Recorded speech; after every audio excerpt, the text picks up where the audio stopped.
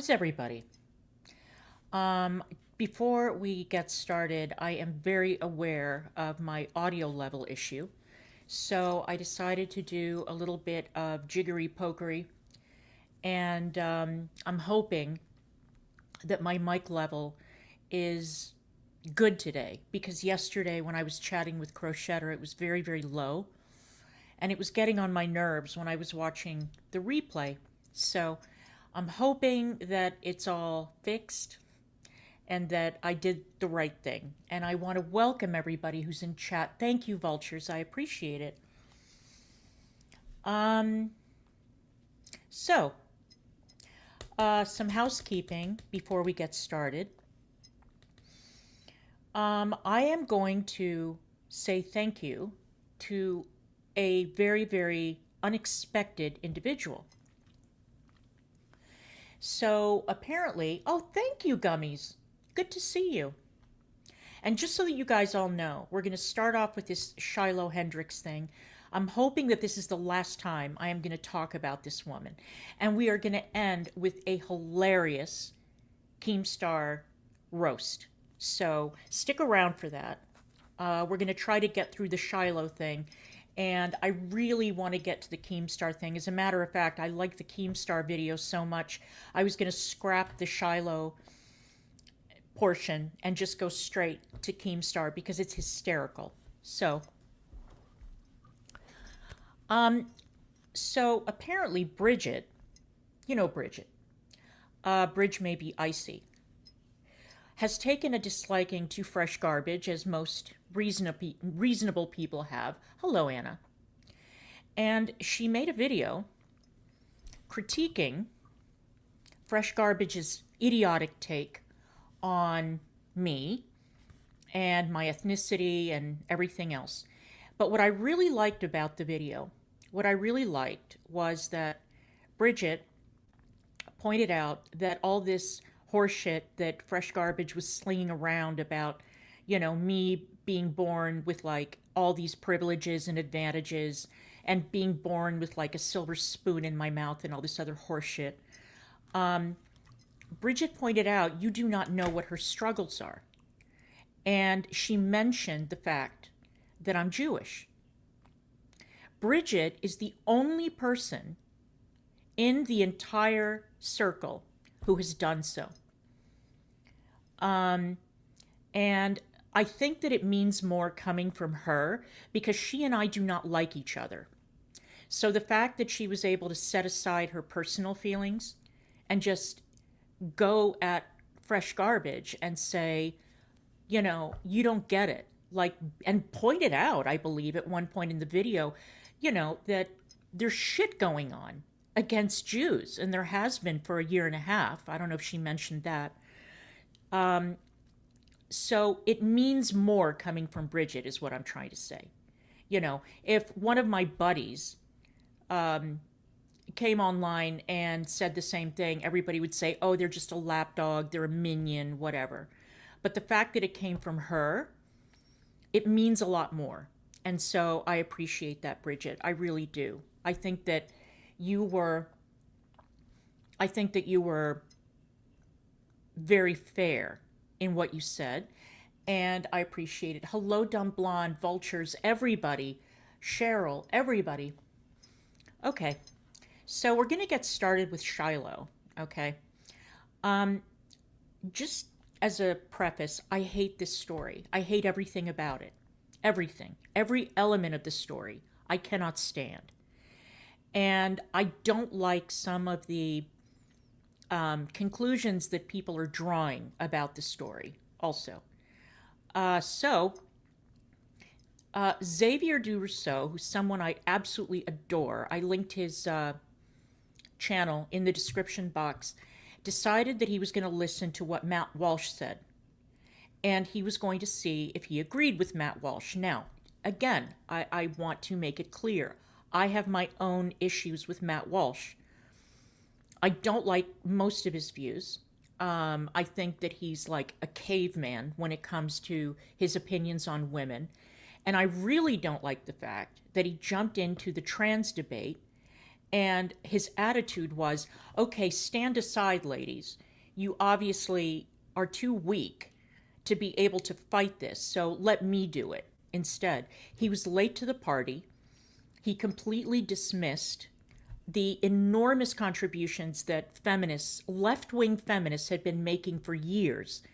The women who were fired from their jobs, the women, some of whom were arrested, women who were physically assaulted. And these are women who put in their time at the coalface, as the British would say. And he completely, didn't even acknowledge the contributions that women had been making. Again, left-wing feminists who had been fighting this cause for years. And I also didn't appreciate the fact that he went on Joe Rogan and he made the absurd claim that millions of children had been operated on or had gone through this gender reassignment. That is completely false, okay?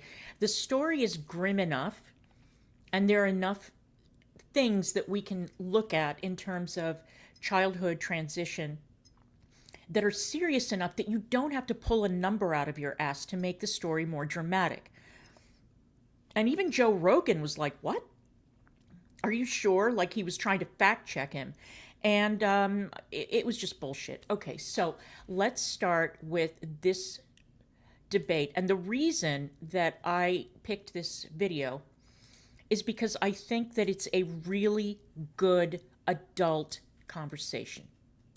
Now, it's not a conversation. He's reacting to the Matt Walsh video, but I like the attitude that Xavier took.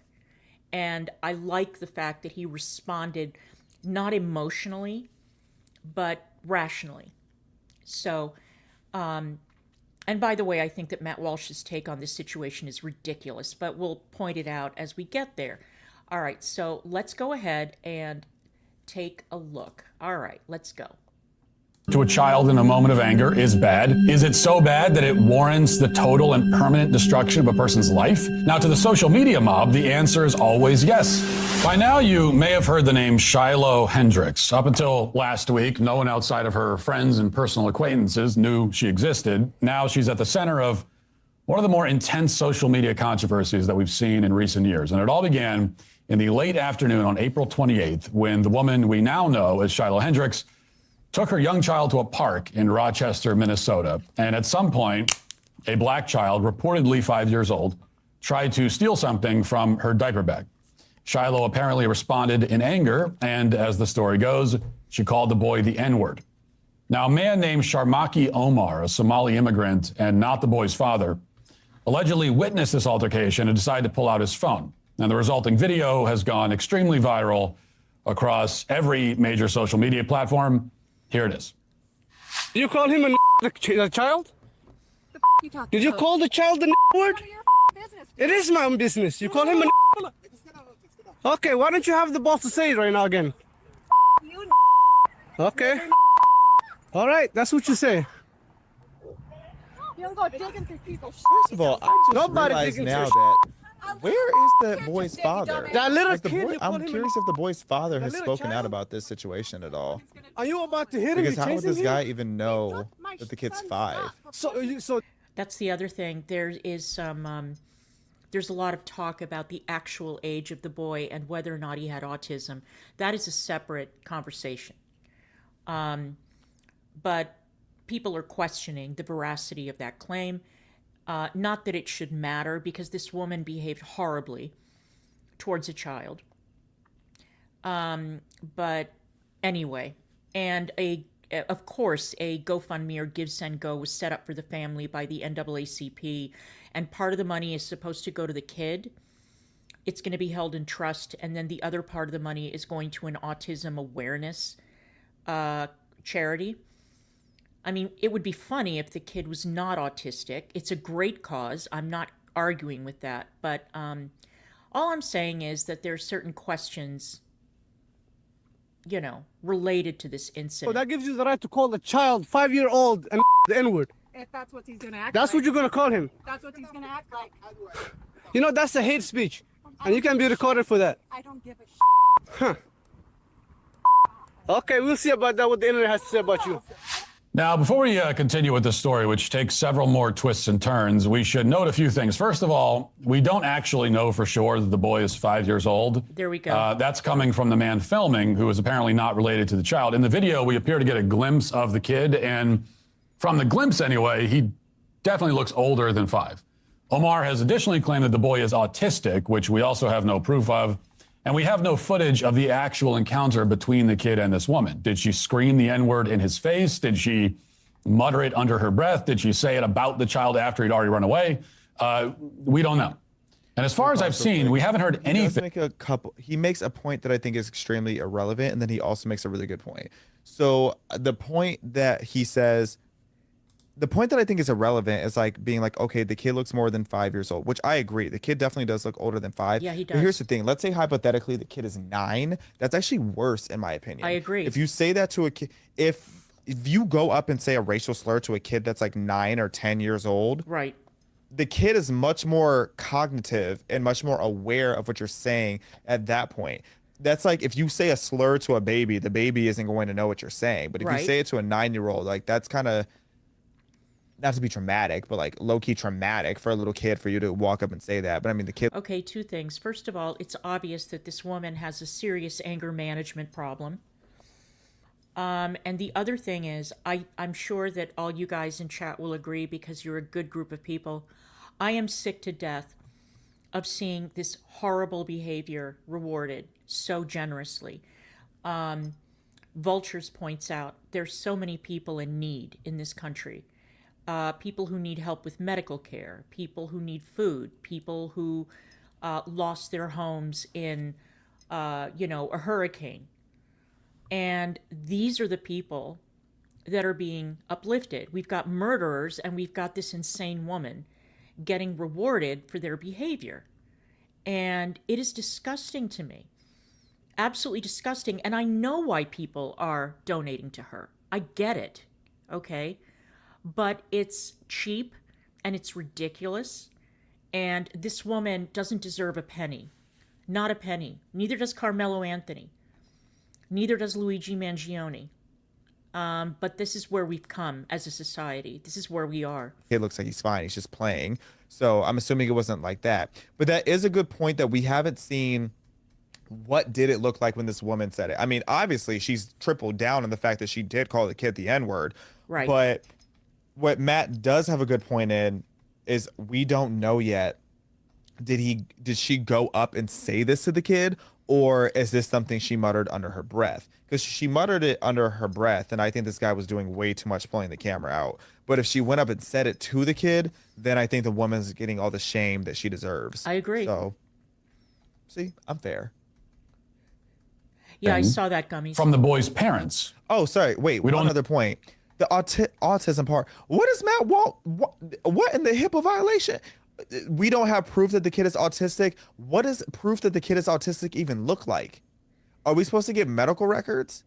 I mean, if the guy just made that up, that's very bizarre to just make up that the kid is autistic. Yeah. And I really think that that's irrelevant at the same time. Like, it kind of, like, saying that the kid is young and autistic kind of just adds the extra oomph of, like, That's absolutely you're right. a really bad person. But at the same time, it's like, okay, let's say the kid isn't autistic. What difference does that make? And again, I agree. and I honestly feel like if the kid is not autistic, it makes the situation worse because then again, the kid is more cognitive. The kid is much more socially aware. If he is, let's say he's 9 years old and not autistic, I think that's actually worse calling him the N-word to his face than if he's 5 years old and autistic, in my humble opinion. But let's keep going. Know where they were in all of this, if they were even there, which is very strange. So there are many aspects of this story that are bizarre and unconfirmed. And here's another disturbing detail. The Somali man behind the camera, Omar, was charged a couple of years ago with sexually assaulting a minor. Yeah. And according to the local news channel KTTC, those charges were dismissed. A separate report by the local ABC affiliate adds that the charges were dismissed, quote, in the interest of justice. I don't know what that Whatever the means. hell that means. Yeah. Oh, But whatever it means, now Omar, who should was be at a playground. I previously agree with that. charged with sexually assaulting a minor, is at a playground with his camera out filming. So make of all of that what you will. So there are quite a few details that still need to be filled in here, but Still doesn't change the the saga matter of the continues situation. anyway. No, it doesn't. Anyway, It what doesn't happened change next anything. is quite predictable. At the same time, The social media mob went to work. They set out to identify this, at the time, anonymous woman and ruin her life, or worse. Here's one of the guys who got things kicked off. Watch. God help us. She claims that other child took her son's belongings. That's what kicked this off. The guy who recorded the video is familiar with the other child. When he brings his children there, that child and his siblings are often there and play together. The kid she's going after has autism. He doesn't behave in a neurotypical way. And even if he didn't have autism, nothing he could have done would justify her calling him slurs and pursuing him physically, which is what she says she was doing before this. Now I understand why people keep throwing out the fact that he's autism. I didn't even think about that. If he's autistic, it kind of does add to the doesn't justify it by any means, but it kind of does add some okay, context Of course. of why the kid tried to steal. Not an excuse though, because I have a nephew with autism and he knows better than to be out there stealing, but I just want to throw that out there. I get that now because I said earlier that y'all know the vibes. Let's keep going. This guy intervened. He said after he stopped recording, she sat down, hurled more slurs, told him and his wife that they should leave the country, and then got on the phone and acted like she was calling someone to come down there and handle things. Fortunately, no one came, and eventually she packed up her child and left. But this woman is a danger to children. Is she? She doesn't need to be on a playground or around other kids. And It's definitely problematic, but she again, has at least one child of her own, which is also concerning. So Rochester, Minnesota, someone do me a favor. Take a close look at her tattoos. You can see her face clearly. Someone please tell me who she is. Okay, that guy has an absolutely huge Twitter following, and I've heard that guy has some issues of his own. I'm not quite clear what they are, so I'm not going to sit here and repeat something that I'm not, sure of. But yeah,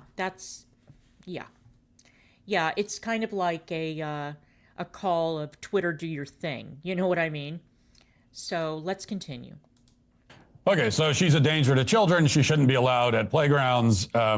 She shouldn't be allowed at playgrounds, not the guy that was charged with sexually assaulting a minor. Yeah, exactly. But he says, please, internet, find her, and countless others joined in. And in some cases, they were calling for the woman to be imprisoned for saying a bad word. Watch. It's crazy. Share. Trying to find the woman who called the little boy the N-word, the 5-year-old little boy, artistic boy. She needs to be found and locked up. So please tap in. Now, there are many other videos of people hoping that she would be found and physically assaulted or killed. Some were even threatening violence against her baby that you can see in the video. Here's one example.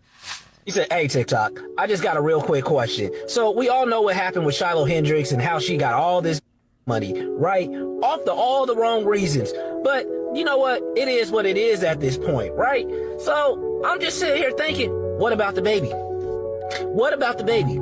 Because technically that baby is going to grow up and be part of the Triple K. That baby might grow up to be Hitler. That baby is going to grow up and probably be the worst of the worst out there in the world. And you know what? I don't want that baby policing children that look like me. I don't want that baby growing up doing anything else to people that look like me, all because it was taught that. But since, unfortunately, CPS is not going to be able to do nothing, what should we do? I think you guys should let me know in the comments, because part of my thinking was, start a GoFundMe, raise about $1 million, go slap the hell out that baby. Make that baby brainless or something for a while. At least it still get the live. Okay, when I hear shit like this, I think, yet again, the internet was a mistake. And that maybe this notion that every Tom, Dick, and Harry should have access who has access to a microphone and a camera needs to share their opinion is a problem. But I think that we've all figured that out. Yeah, exactly. Yeah. Or slap the baby? Slap the baby. Okay. Now, this guy is a problem, okay? This guy is definitely a problem. Even if he's kidding, I don't find anything funny about it. And he is, again, he's a problem. Was him.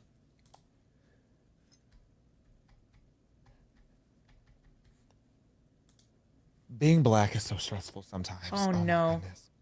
We love you, Xavier, though. We love you. Having people like this be categorized in the same demographic as me actually gives me migraines beyond. Like, I want to call him a slur. Yeah. What do you mean go slap the baby? Sir, you belong in prison or an insane asylum, maybe even both. That just made me so, that makes me so annoyed. It Yep. is, being black can be such an easy life until you start having people like this representing the entirety of the 13%. It's like, I'm so tired from my people. Actually, not even my people. I don't claim this. This mentality. Are you serious? Go slap the baby. That's what he said. Who raised you? To choose violence in that way is so ghetto and animalistic. And then when somebody goes and calls him a monkey, then it's a civil rights issue. A baby, you're mad at the baby? Yep, Saying that this baby can grow up to be Adolf? Are you insane? he is. What are these people smoking? Because I guarantee it's not legal in any of the 50 states. Oh, I know Matt Walsh is about to cook him up so bad. Oh my goodness. Oh, well. For good reason.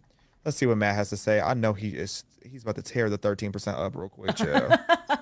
Play the video. That I made me mean, stress it me just out might so be a- bad. You know? But hey, that's what happens when you grow up with racist ass parents. You gotta eat their consequences. Disgusting. Now, I would Your say that ancestors encouraging literally people to swore beat a people baby slavery. unconscious is worse than saying a bad word to a child, a I lot worse. agree. And yet there's no mob forming against that guy or the dozens of other people who hit like on that video. So this is all unfolded as you would expect up to this point, leading to the predictable news that the Rochester Police Department is now actively investigating the woman, and others began calling for CPS to get involved and Of remove her course. child from the home. For Of example, course. there's a guy, we'll put up on the screen, who wrote a letter to CPS, which he published on his website, claiming again that Shiloh's a danger to her own child Oh, and that boy. the child should be taken out of the home. And pretty soon, If with only the thousands things- upon if thousands they of heard people the whipped things into that a my pitchfork family has mob, said about white she had people. been identified by name, but not just her name. Her phone number was posted all over the internet, her address, her social security number, her alleged places of employment. People were calling her phone and making death threats and then bragging about it openly. Right? Again, so far this story is following the script that we all know by heart. Right. A random person is caught on camera doing something rude or offensive. The video is posted by some third party, usually somebody who wasn't even involved in the incident. And then thousands of sociopaths set out to destroy the person's life and possibly get them killed. Right. All for sport, as a form of like sadistic entertainment. That's exactly Nobody right. stops to think about the consequences. There's no consideration of proportionality. Saying the N-word to a child in a moment of anger is bad. Is it so bad that it warrants the total and permanent destruction of a person's life? Is it so bad that they deserve to have their physical safety and the safety of their family put in jeopardy? Is it so bad that they deserve to have their child assaulted? Is it that kind of bad? Now, to the social media mob, the answer is always yes. Always. It's always yes, that is, provided that the offending stranger fits certain parameters. And the most important parameter is that the person, the offender, is white. And we all know how this script ends. The offender, in I a don't disagree. desperate attempt to call off the dogs, tearfully apologizes and begs for mercy, a mercy that they surely will not receive. Right. But that is where the M. Night Shyamalan twist ending comes into play. Because Shiloh Hendricks did not apologize. Instead, she posted a crowdfunding campaign on Give, Send, Go, Right. where she doubled down and defended her actions and asked for help to relocate and get her family to safety. And then a double twist. A different group formed to counter the outrage mob. They started donating to her campaign, and she surpassed her original funding goal in less than a day. Within 3 days, she had earned over $500,000. Now she's somewhere north of $600,000. I think she's up to 700 now. It's grotesque. It's grotesque, and I am really side-eyeing heavily every single person who donated money to this woman. Just like I side-eye the people who donated to Carmelo Anthony and Luigi Mangione. What the fuck is wrong with people? What is wrong with people? Why are we doing this? Why? Not we. I mean, I didn't donate, but we as a society, as a way to take a dig At what, Carmelo Anthony or somebody else? No. No, it's sickening. Which So the also, woman who like, was supposed for to the have her life just to add into my theory that this is a psyop, I went and I looked at some of the top donations. There are people donating as much as $10,000, Which is crazy. A person. Crazy.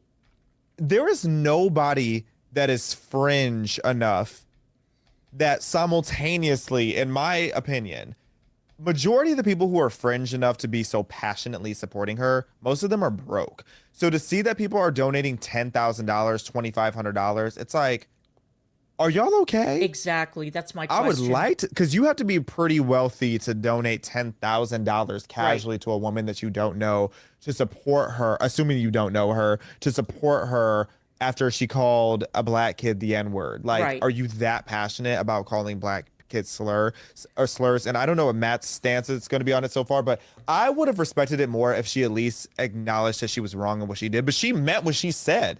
You know what? When people said what they said and they meant what they said, I can respect that. But at the same time, it's like, you were so in the wrong. You clearly didn't learn your lesson. What's going to stop her from going around calling other black kids the N-word and saying slurs and all that? Like, that's crazy. That's just reckless behavior. Right. And that's what I don't like more than anything. Well, I don't even know if that's the worst part about all this, but like, it's a big factor of what I can't stand about the situation. It's just how ghetto this all is. It's but awful. I'm very curious to see what Matt has to say. by the mob is instead on her way to potentially becoming a millionaire. Now, Really. this twist, as you can imagine, has outraged the outrage mob even more, but a large number of prominent people on the right are also horrified by this turn of events. Just as one example, Colin Wright tweeted, "The woke right is now mirroring the woke left's tendency to glorify and martyr immoral degenerates solely based on shared racial identity. This woke one-upmanship is a race to the very bottom." I agree. And by the way, I cannot stand the term woke right. I hate it.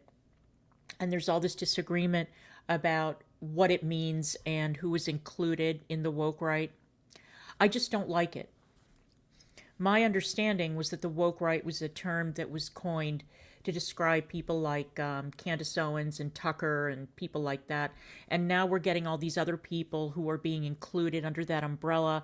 And there's like this big brawl that's broken out between James Lindsay and basically everybody over the definition of woke right.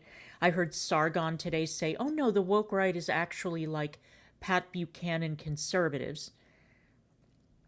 Well, okay, if you insist, but again, nobody knows what it means, and I think it's an inaccurate and confusing way to describe, a group of people with a certain mindset. I just don't like it. Correct. Many conservative influencers and commentators, many of them who I like and respect, have echoed this sentiment. They say that, the people donating to this woman are behaving no better than the left. They say that this is the right's version of the Carmelo Anthony fundraiser that also raised $500,000. Yep. Even though he stabbed somebody to death, which I hope we can agree is far, far worse than saying a bad word. Right. Valid. Some have even speculated that this whole thing is some kind of psyop meant to delegitimize the movement and make conservatives look racist. To that, I must assure them, despite how it may seem, that not everything is a psyop. There are things that really just think it happen in life. I stand on that. Some things do just happen, and I think this is one of them. Now, I understand stand that behind some it being a people on psyop. my side feel, to put it scientifically, icky about this whole thing. Of course. I understand why they feel icky.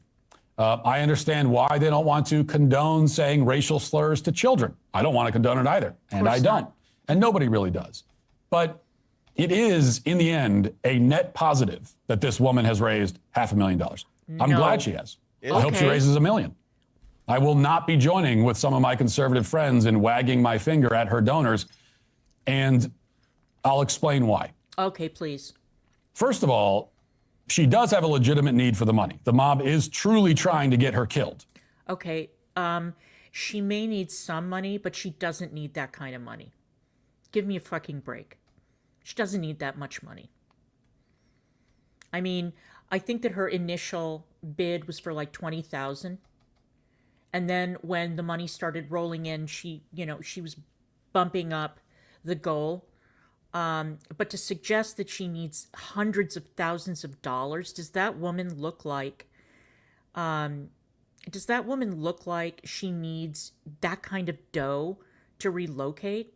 She looks broke as a joke. I don't think that her standards, and maybe this is me being a snob, I don't know, but I mean, it's not like she's going to move to like a penthouse in Manhattan. It's ridiculous. It is ridiculous. So, yeah, no, come on, Matt. I don't believe that a woman should have her life threatened for saying a word, even a bad one. You can say freedom of speech, but not freedom from consequences for your speech, all you want. But if losing your livelihood and having your house burned down is a consequence of your speech, then you do not have free speech. Supporting free speech means supporting someone's ability to speak without having their family murdered for it. Right. Okay, I mean, that should be pretty obvious. Or jailed. Second, more importantly, and this is the part that I really need everyone to stop and think about. This is the most devastating attack on cancel culture that we have seen, possibly ever. Okay. Shiloh Hendricks has, without really trying, effectively ended cancel culture. As Mark Dice said in his video about the incident, Shiloh is the final boss of cancel culture, or maybe rather the final boss that cancel culture has to fight. And I think that's right. No, first of all, Mark Dice, you're quoting Mark Dice, really? Okay. That's a choice. What are you talking about? No. I mean, look, one of the things that people really like about this woman is that when she was being dogpiled and hounded, she refused to apologize. She refused to go out there and make some teary statement and beg for forgiveness and mercy and all that. She was like, fuck you, I'm not going to do it.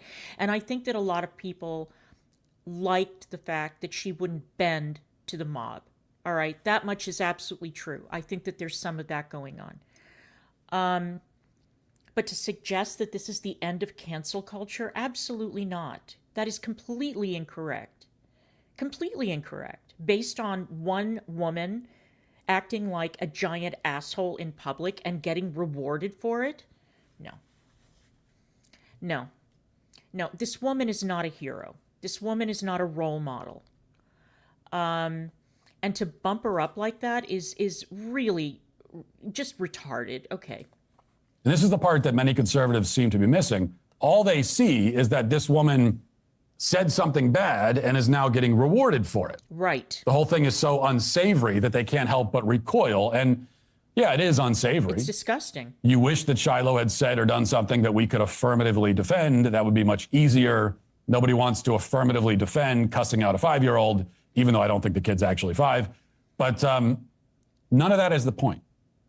The point is that the only way Actually, I want to hear this last point that he's to put an end to this routine, the routine where the outrage mob mobilizes and assembles to destroy somebody's life, is to disincentivize the routine. And the only way to disincentivize that behavior is to reward the person who's being targeted. What are you talking about? Okay, so you think, Matt, that this woman raking in money that she doesn't deserve, that this woman who is getting wealthy off of bad behavior, and I'm sick to death of that shit too, people making money that they didn't earn legitimately, they're trying to snatch money. You think that this is a good thing? Okay.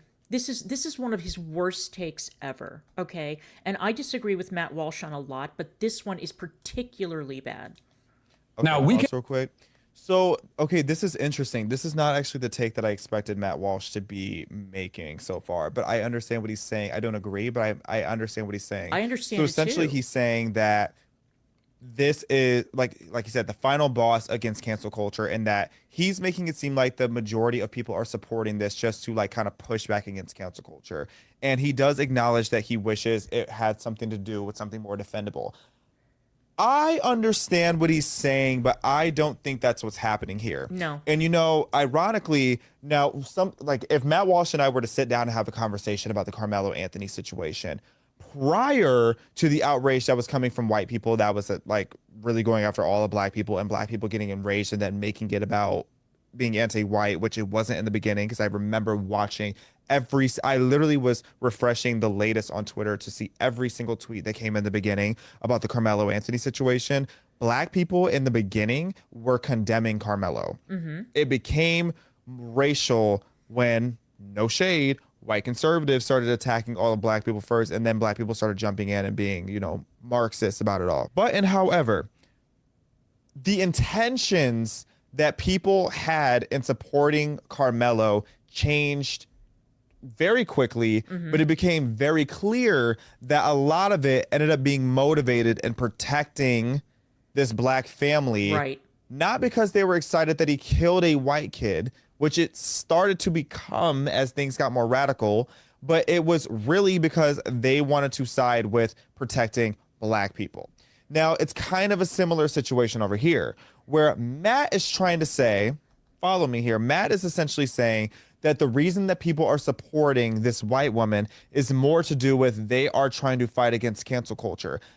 Matt would say I'm being too optimistic in the nature of why people support Carmelo. I'm saying Matt is being too optimistic in why people are supporting Shiloh. I don't think that people are simply supporting her because they want to support her standing up for how she believes and calling this kid what he's acting like and all of that. I genuinely think, based on the discourse that I am seeing all over the internet about this conversation, I think that people are supporting her because they find it amusing that she called a black kid the N-word. I really do think it's as reductive as that. Well, okay. I think that's part of it. That's part of it. But it's also, come on, it's also clearly, giving the middle finger to the Carmelo Anthony supporters. I've seen that too. Because those two cases have become like twins,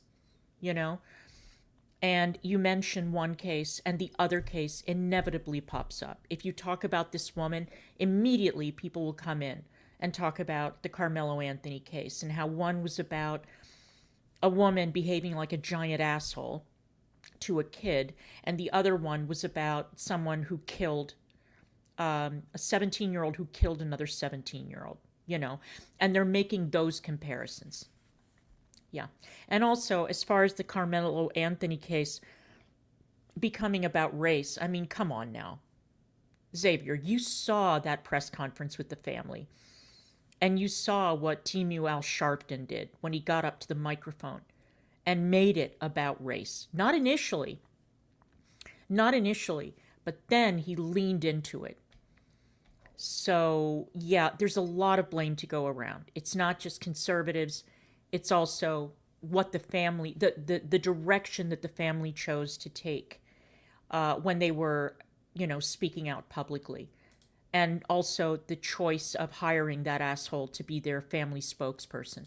And the reason that I think that is because, one, we've seen it on Twitter, and the other is because, again, the girl Lily, her whole career, her entire career started and blew up because she was on Piers Morgan either today or yesterday, simply because she said broke N-words. People get really excited to see people going and saying racial slurs because they're like, oh, look at this person. This person's edgy. This person's cool. Like, they don't care. They went and said the N-word. They're saying, forget about cancel culture. They're really just excited to see people say things that are racist. And if you disagree with that, then if that's the case, you probably support Kanye.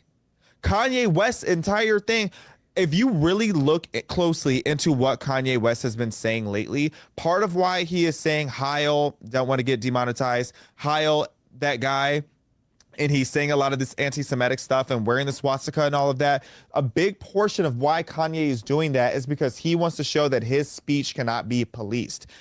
It is the same mindset. Well, he's also an anti-Semite. He's an anti-Semite. He's mentally ill. He doesn't care anymore. Going into that is going into those who are now trying to say that this woman deserves all this money because she is standing up for her freedom of speech. these people that are supporting this thing, like, you can't convince me otherwise, or maybe Matt will in the rest of this video. But up until this point, I am not convinced, although I'm clearly willing to hear this out. I am not convinced that the majority of people that are supporting Shiloh really care about her well-being. They care about the fact that she went and called a black kid the N-word. That is true. That is true. That's partly true. It's also that people are fed up with being told what they can and cannot say, you know, and they're fed up with the internet mobs. And this was also a screw you directed at internet mobs. You know, it was, all right, you people decided that you were all going to, you know, you were going to brigade this woman. You were going to try to ruin her life, possibly harm her, get her child taken away, maybe harm her child. And so here we are, we're going to donate because you people are nuts. Everybody who is out to get this woman. And that's regardless of race. Race is not the issue. It's go fuck yourself. We've had enough. We've had enough of being told what we can and cannot say. We've had enough of being accused of being things we're not. And so we're going to, you know, idiotically, they make this connection. Oh, okay, I'm going to give money to this white trash loser. But that is my opinion. That's what I think is happening. And again, this is a very full circle conversation because a lot of people got mad at my stance on the Carmelo stuff, which Matt Walsh, if you haven't watched it, would love for you to go back and watch it. A lot of people didn't like my stance on Carmelo because I really did think that a lot of the people who in the beginning supported Carmelo, they weren't supporting him because he harmed a white kid. Okay, so it's hard to say. There's a lot of nuance to the conversation, and of course, it's not one or the other. I'm more because it's not black or white. There's a lot of gray area there where there are people who are doing both. There are people who are doing one. There's people who are doing the other. I do feel like, though, the majority of people are on the more racist side of this conversation. I want to be very clear. I don't think that Matt Walsh's stance on this whole thing is racist. I don't. And I'm not going to lie. I didn't give him the benefit of the doubt on that. I at least did. I'm hearing him out. I'll be honest. I'll be transparent about it. I really did expect Matt to not sit there and defend the notion of being racist to a kid. I just expected his stance to be a little less nuanced. But maybe that's me being a little naive because I've followed Matt Walsh long enough to know better. But Yeah, you're very naive. Matt Walsh likes to say things that get him attention. And Matt Walsh, I mean, politically, he's basically a troglodyte. So, you know, I don't think Matt Walsh is racist either. I think that Matt Walsh is, Matt Walsh is Matt Walsh. I don't know how else to explain it. But if you've watched his content and you've read his writings and you follow him on Twitter, you get a pretty damn good idea of who Matt Walsh is and where he stands. He's very stubborn, and he is not... I don't think that you will ever hear him say something that is completely out of left field, where he goes back on a firmly held belief that he's had for years. You know, there's nothing surprising about Matt Walsh. That's what I'm trying to say. Although I do think that this take that he has is pretty crazy. this is why it's important to hear out what people have to say. So I do think that the people that are calling him racist on Twitter, I think they're, or on X, I think they're doing too much. I don't agree with him, but I don't think he's racist either. But let's see how much more of what he has to say. We can complain all we want about the mob tactics and how they silence and punish people and exact vengeance in wildly disproportionate ways. We can condemn it. We can write think pieces about it. We can deliver monologues. None of that matters.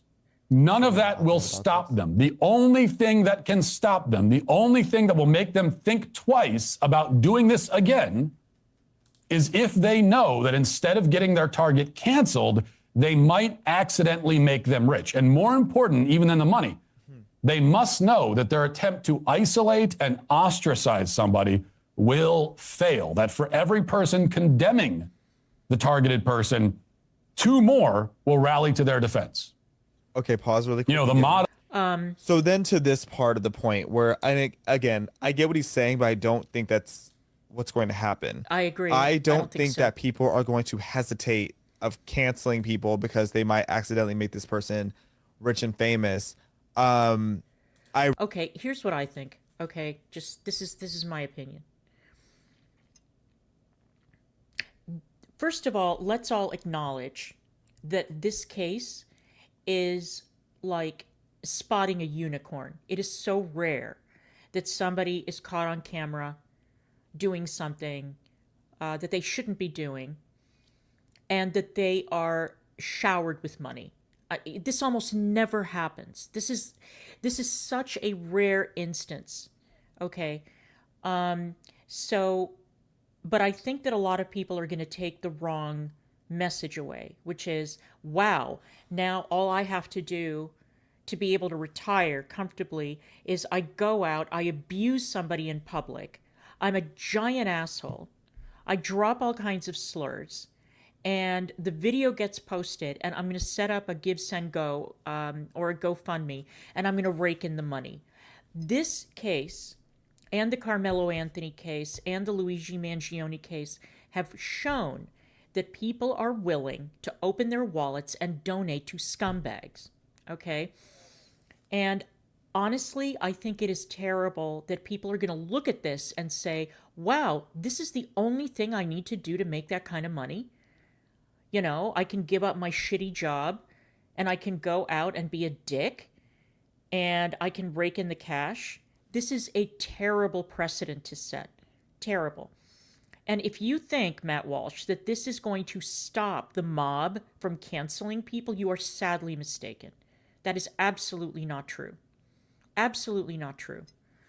So let's continue.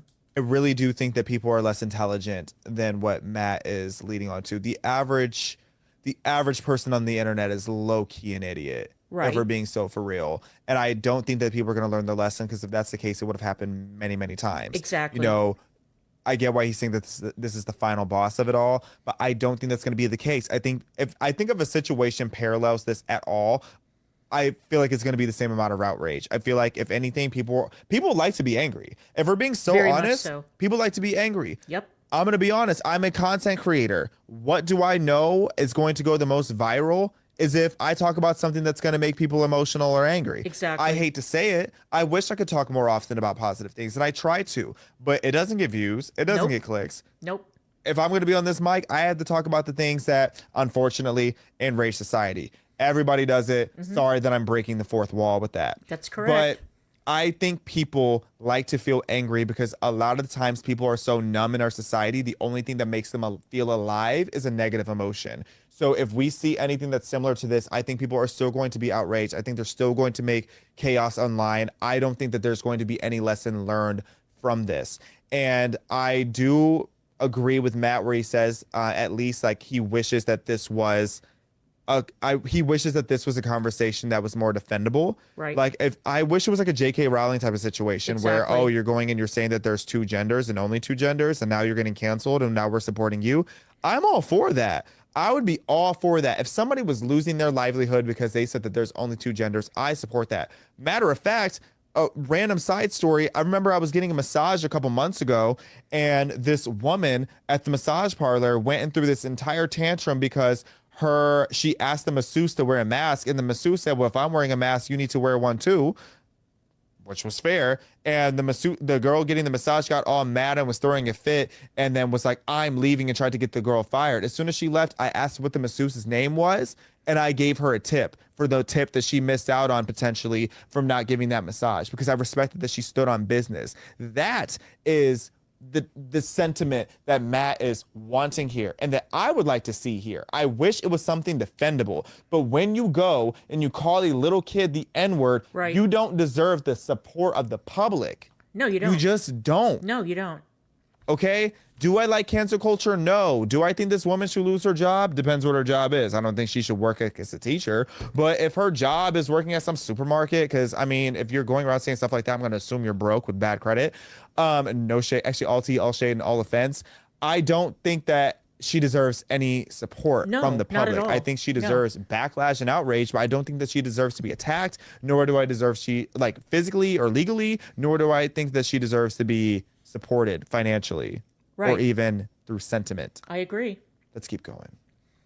Of the cancel mob for a long time has always been make this person famous. And a lot of them were saying that about Shiloh. Let's make her famous. Now, the assumption is that the fame will have an exclusively negative effect on the person's life. Making them famous means making them unsafe, making them bankrupt, making them persona non grata. With this case, that assumption has been flipped on its head. Because now the mob knows that making them famous might help them more than hurt them. Rather than the fame being punished, And it's they'd like to rewarded. be angry. That's going to make. Okay, you know what? No. Again, this case is such, it's 1 in a million, okay? And the chances that people going out and behaving badly in an antisocial way in public, filming themselves, uploading it, and then becoming rich, like I said, no, it's not worth it. There's a greater chance that these people are going to be dogpiled and they will suffer instead of making all this money. It was the timing of this case that made this woman wealthy, closely following on the heels of the Carmelo Anthony thing, and people getting angrier and angrier as they saw how much money the family was raising, and they saw the behavior of the family and the spokesman. And they saw people trying to lionize Carmelo Anthony and turn it into a case that it wasn't. It wasn't self-defense. It just wasn't. So this woman's timing was really good. Or the timing of this guy who filmed it and uploaded it. But the chances that this is going to be repeated over and over again, the chances are not good. It's not worth the risk. You know, this is what those idiot IRL streamers are discovering. People like Johnny Somali and that Vitali guy. You go overseas, you act like a jerk, you disrespect the local culture, and you get arrested and you get locked up.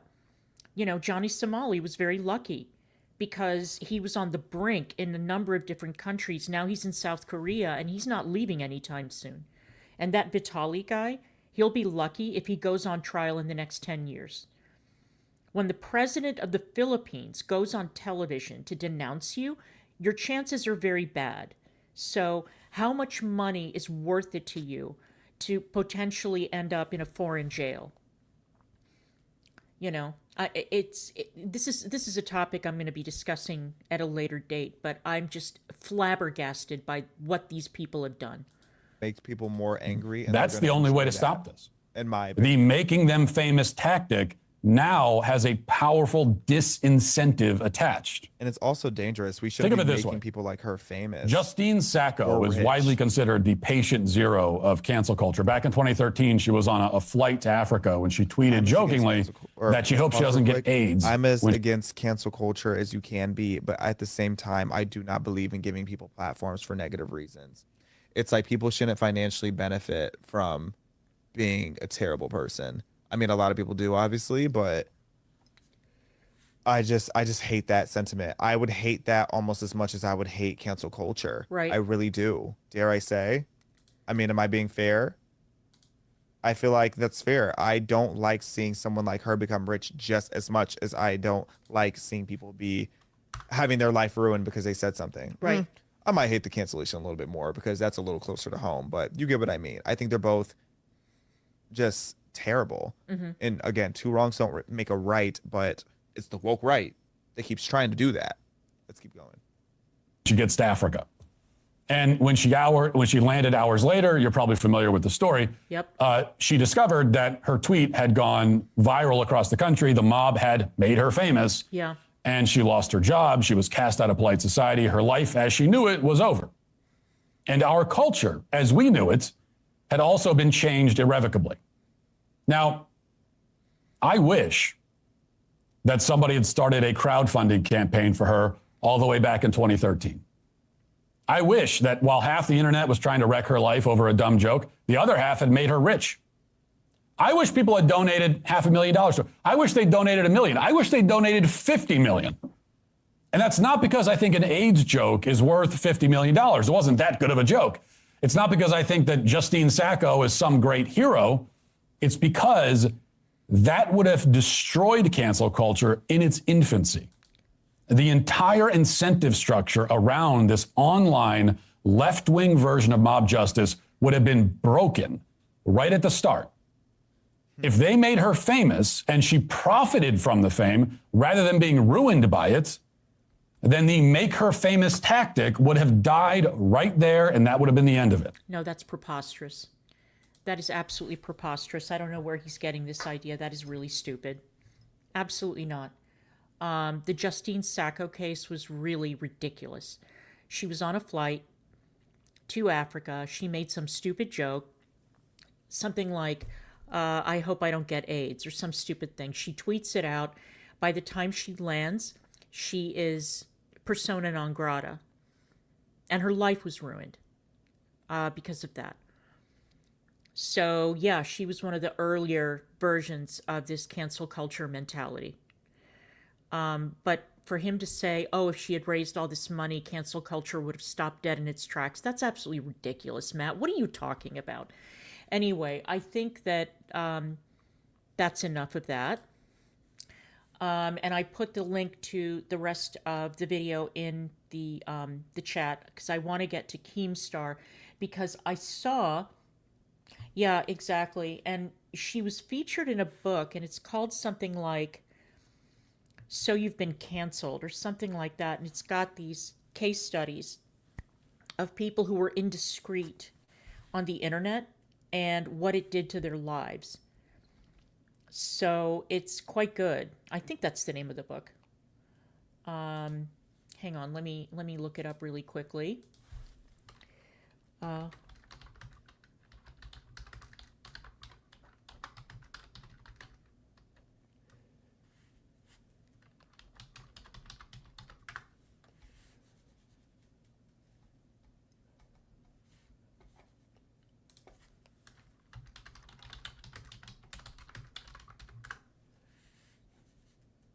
Okay, this is it. It's called So You've Been Publicly Shamed is the name of the book. And I'm going to drop this in chat. It's a really, really good book. It's on my Kindle. And I recommend it. It's very good. And one of the cases that they look at is Justine Sacco. Okay, let's get to Keemstar. Now, every time I turn around, it looks like Keemstar has started a new show and added another bit of programming to his universe, you know. So here's the latest. I found this to be absolutely hilarious, which is why I wanted to include this video in the stream today. So let's bring this up. Now I'm going to share the channel in chat. It's called Lebrowski. Lebrowski's channel is completely devoted to roasting Keemstar. And I love his channel. I think it's great. Crochetter turned me on to it. And it's fucking hilarious. So anyway, who doesn't like to take a swipe at Keemstar, right? Okay, it's up on screen. Let's go ahead and give it a listen. This is some shit, you guys. You guys have to hear this crap. Okay, let's go. Dude, are you guys actually like serious? We were just now talking about your wife's. Are you serious? Because I think that's like that's so out of control. This guy, here's what you need to this guy, understand. this guy says he has a clip, and yeah, so he does it. So let's say God, you're dumb. But that is the entertainment, Keemstar. I'll tell you what the entertainment is. Yeah. You're fired. Madhouse is canceled. Okay. Suck a Hey guys, Lebrowski here. Coming in. Okay, so apparently that panel was on a show called Madhouse. I have absolutely no idea. I didn't know it existed. I've never seen any of those people.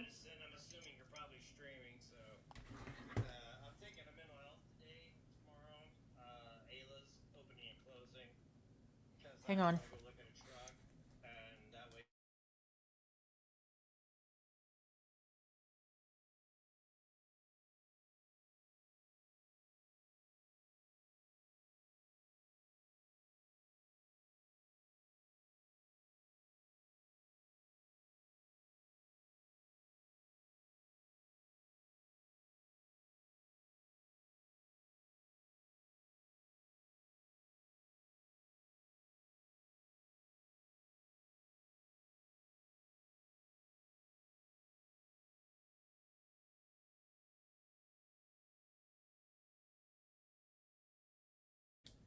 All right, sorry.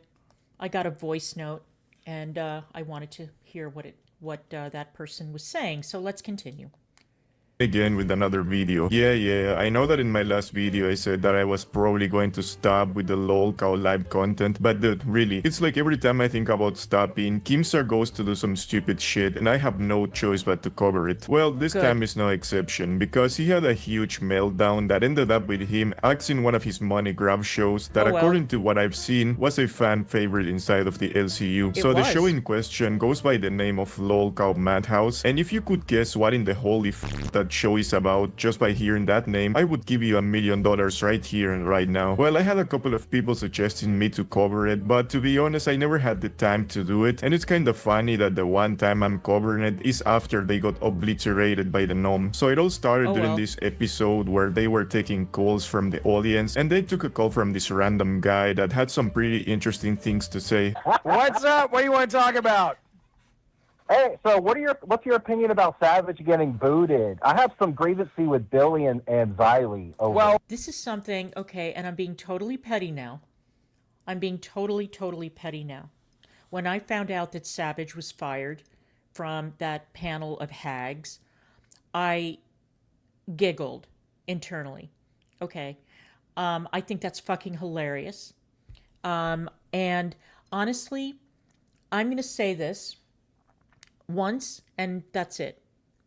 Anybody who associates with this universe of lol cow whatever is out of their fucking mind. Okay? This is the most low-class, shitty content imaginable.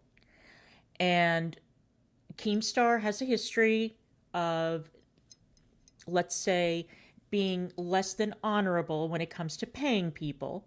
All right? There was a whole issue with Tommy C, and Tommy C has been pretty open about it, and Keemstar did it to him twice, so come on, dude. What are you doing? But this content is such garbage. It is so fucking low rent. It's so gross. The main show is so ridiculously scripted, okay? The shit that Keemstar encourages people to do, and the shit that people are willing to do for money on these shows. I mean, and Savage is a person who has a respectable profession, okay? She's a married woman, and she made a complete and utter idiot out of herself, apparently at this fat camp and beyond, okay? And I'm looking at this thinking, Savage, what the fuck is wrong with you? You know, I mean, you have your channel, you've got your little friends. I don't know if there's still a friend group. I know that they fell out with one and there was a whole drama over that.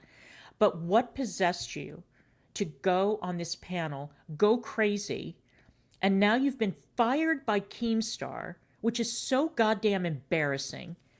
And all I can say is, I hope that you enjoyed the wind chime. That tacky wind chime that you put on your Amazon wish list that we bought for you for your anniversary. And then you ended up turning around and stabbing us in the back and going on and on about that fucking wind chime as if I would ever choose something that was that tacky and cheap to send as a gift. You put it on your Amazon wish list, okay? And you dragged us from pillar to post. And now here you are, fired by Keemstar. And wait until you hear what she did.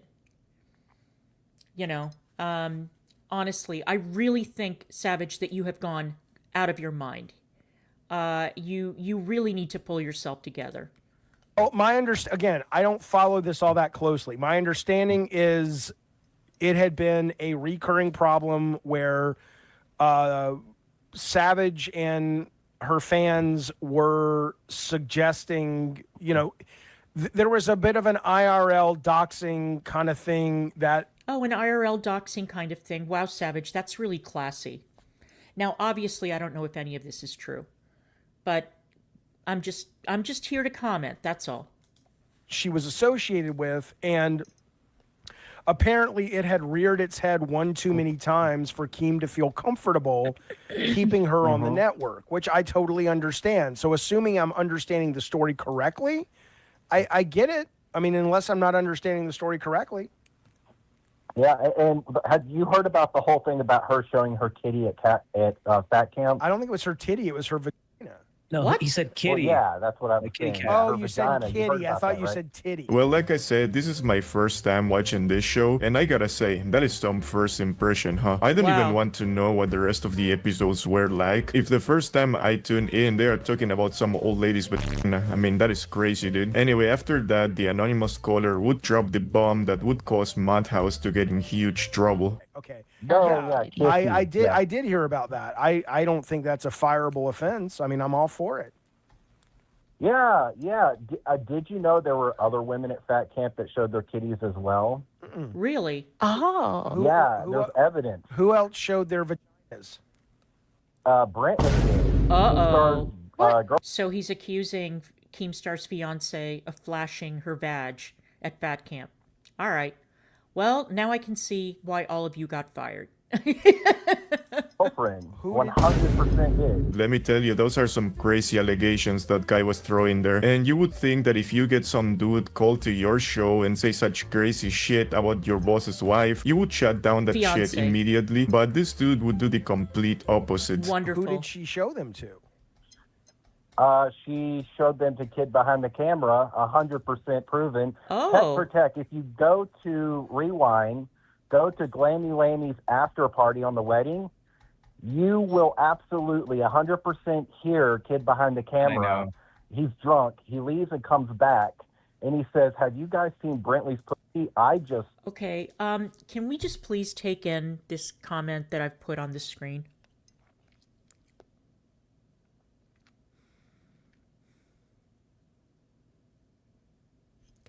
Savage. Listen, Savage, I'm not going to make a joke about your age, okay? Because, I mean, whatever.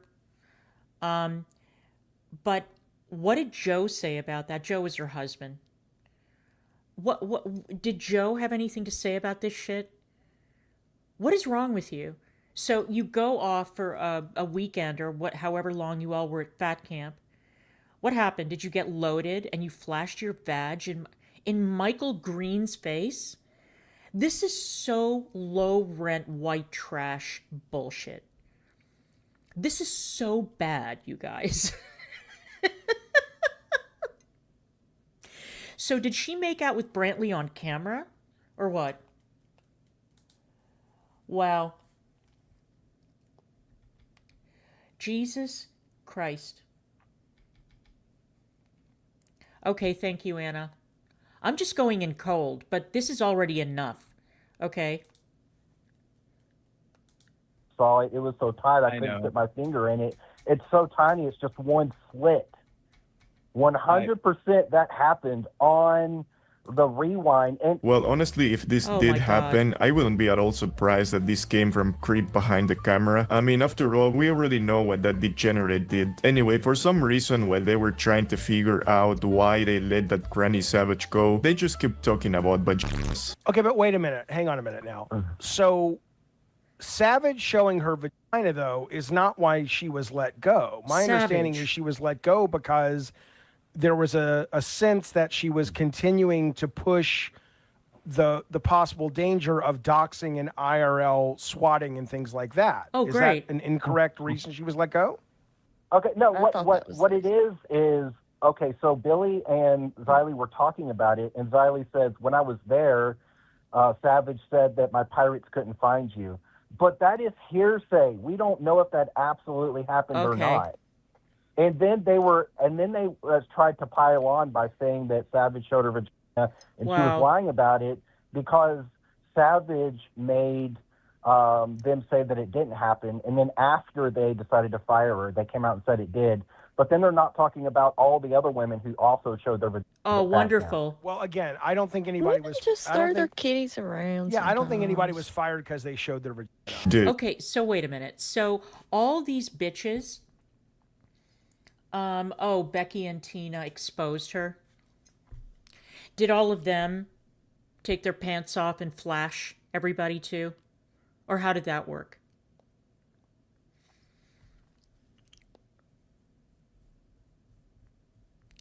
Are people really that desperate for attention that they're willing to behave this way on camera or, you know, on YouTube or whatever it is? Really? So this is what you stoop to? Wow. Absolutely disgusting. I mean, the panels are bad enough when all these bitches are fully clothed and shrieking at each other. But this shit? Come on now. Okay. All right. The top 100 things I never thought I would hear in 2025 while covering LOLcow Live. I don't think anybody was fired because they showed their vagina. Brother, was every episode of this show like this? Shit's absolutely crazy. Anyway, after that, the host would keep talking about vaginas and also Of about course. Keemstar's sausage. I think they were fired because No. whether you agree or don't agree, and I'm in no position to have an opinion, Keemstar, and I don't know if he was the only one making the decision, but let's just say it was Keemstar. He took whatever evidence was presented to him and decided that for the safety of the brand and fellow humans, it was probably best to part ways. The safety of the brand? The safety of the brand? Are you fucking kidding? The brand is low rent garbage content with a bunch of spurgs on panel. The women are horrible, shrieking at each other. You've got this girl that used to go on, whatever her name is, the one who's supposedly, you know, been banging her own father for years. So she was part of the freak show. You've got all these, who are these people? I don't even know who these people are. And then they do these auditions and they put a bunch of losers on a panel to scream at each other and keep on going lower. It's gross, man. That's the brand. So you want to protect that brand. Okay. Okay. Oh dear. Oh dear. Anna, I'm so glad you're here because I don't know anything about these people. Nothing. And I hadn't heard about the Savage drama. The only part of Fat Camp that I saw was when Wings, you know, basically pushed his wife down to the ground. That's all. And I guess that Wings is refusing to go back on the show, even though they've invited him back on, so... And that new guy that they have on hasn't worked out exactly, has he? But I'm just... Listen, I unsubscribed from these people. I don't know about all these other little ancillary shows, but basically my assumption is if Keemstar puts you on gives you a show, that the show is going to be garbage. The worst of the worst. And Amberlynn Reed had better stay far away from these losers, okay? I guess that they were going to put her on Queens or something. Maybe give her own show. Amberlynn Reed is not temperamentally fit to be in that howling mob of banshees. You know, that's not her gig. They'd make her cry, she would leave, you know? But wow. Okay. All right, let's continue. We're going to get the hot takes from Anna. That I can't speak to, but assuming Keemstar had valid data, that makes sense to me. But I don't care if somebody is an adult and they choose to show their vagina. I don't judge that person negatively. And frankly, now I'm fascinated why Keemstar's penis is so small. If you're telling me he's marrying Brantley and her vagina is so small that it's like, you know... Thank you, Jen. It's kind of like you need like, you know, like I... Thank you, Jen. Thank you for the memberships and everybody who's getting one. Please enjoy your membership. Jen, you're the best. Thank you so much. I really appreciate it. have these glasses to see really small things and they have lights on them.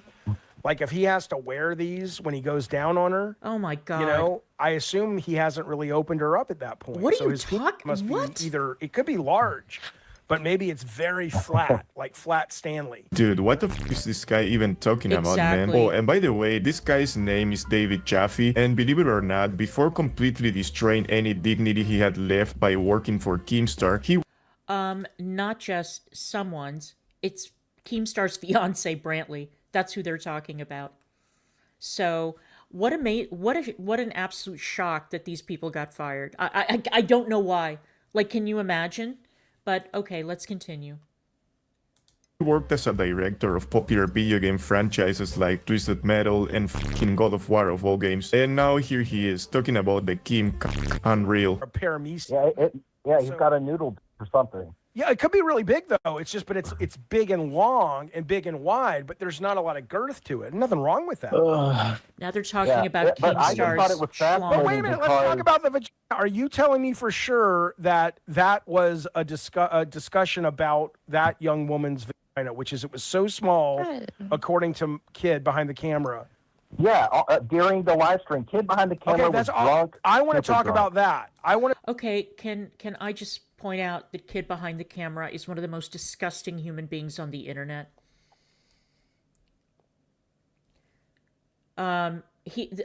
Everything about kid behind a camera makes my skin crawl. And the fact that he was recently charged with domestic violence, for some reason, it doesn't surprise me. You know, it seems very on brand, speaking of brands. But kid behind a camera is disgusting. And the fact that they still hang on to him, like, wow, okay. I see you, Keemstar. I see you. I want to talk about how do you have a vagina that small? Maybe are they really religious? Maybe they haven't had sex. I'm not. None of these are insults. Yeah. None of these are insults. I'm saying, this well, guy. if you're really religious, your vagina, maybe she hasn't had sex yet. Oh my God. Why are you doing? Tech, why are you doing this? Maybe. I'm not insulting the woman. He's the one who called in and said this is on one of Keemstar's shows. Yeah, it is. And I'm asking, okay, let's get to what's interesting, which is Oh my God. Okay, so some rando calls in and tells you some story, and you decide that you're going to repeat it, and it's about the guy who writes your paycheck. What could possibly go wrong in this scenario? What is wrong with people? First of all, these call-in shows are a fucking disaster. Okay? You get every nut and weirdo calling in. And then somebody calls in and is like, oh my God, I've got some great tea. And then you repeat it. And then Keemstar blows his stack, which, you know, I would expect him to. But god damn, I mean, like I said before, the internet was a fucking mistake. Brantley's vagina. I don't care if it's Brantley's. I'm just saying, how do you get to a point of having a vagina that, like, wouldn't that insinuate that that particular human had not been sexually active yet? Oh my Like, God. In a I would imagine intercourse way. so. Right, that's not an insult. I'm just wondering. Dude, I tell you why that other guy was doing that with his hands. It's because probably he had at least some common sense left in him to know that this was an absolutely stupid thing to do, Absolutely. especially knowing how much of a fragile ego Keemstar has. Right. There was just no way that this was going to go unnoticed. Shut up, Trenches. I'm going too far. How am I Well, going? I mean- the guy, we're talking about a universe where it was content that someone showed her vagina, and then it was called Cootergate. Okay. And then everybody was sending pictures of Arby's all over the place. Oh my God. And now someone's calling in and saying there is evidence that another person in the universe, which I don't care what her relationship is or isn't with Keem, I'm not Amazing. insulting her as a person. A lot of people would suggest that being a virgin until marriage is actually a noble thing. I'm just saying that you're saying she showed the vagina, and what I took away is, holy cow, that sounds really small, Yeah, like juggalos. unusually small, and I want to know about that. Holy shit, Wow, there's dude. just no way that this dude was not aware that he was digging himself deeper and deeper into a big asshole. And look, I get it, I'm a dude, but come on, man, this Right. doesn't come across just as bro talk. This just comes across as fucking creepy, dude. Especially I hope that Fresh Garbage is watching. You see, talking about vaginas is not out of order, and it doesn't necessarily mean that the guy who is mentioning this vagina over and over and over again is interested in it. Okay, it's content. It's all content. I mean, people have written songs about my vagina. People have talked about my vagina for years in gynecological detail. Okay. And at a certain point, you just get used to it. It's gross. It's weird. I've had gay men talk about it. I've had women talk about it. And what the fuck are you supposed to do, right? And Fresh Garbage talked about it too. And then she lied when I confronted her, and I played a clip, and now it appears that she's vamoosed. At last. So, yeah, I mean, this is something that people talk about. So if you're going to step into the octagon, expect that you could possibly have your genitals disgust. All right, let's continue. When one of your co-hosts is a woman. That guy was being unhinged. Anyway, so the guy calling in would then come up with another allegation claiming that apparently Brantley wanted to be a porn star. All right, on that I know, video, Brantley got really drunk, and she said that she wants to make an adult film, but that For her. Keemstar won't let her. Okay. And so I say Keemstar let her make the film. Obviously, she wants people to see her vagina. She did it at Fat Camp. I Who mean, gives a shit? I don't see shame. I don't see anything. Neither do I. Yeah, I don't think anything. What's this guy want? Honestly, the guys in the chat who are acting like this is a big deal, you guys have sex issues. But wait a minute, let's talk about the vagina. Who else Oh showed my their God, this guy. There's no shame in a woman being proud of her vagina. There's no Oh shame my in a woman God. saying, I don't want to have sex until I'm married. There's no shame of a grown man going, I've never heard of a vagina that small.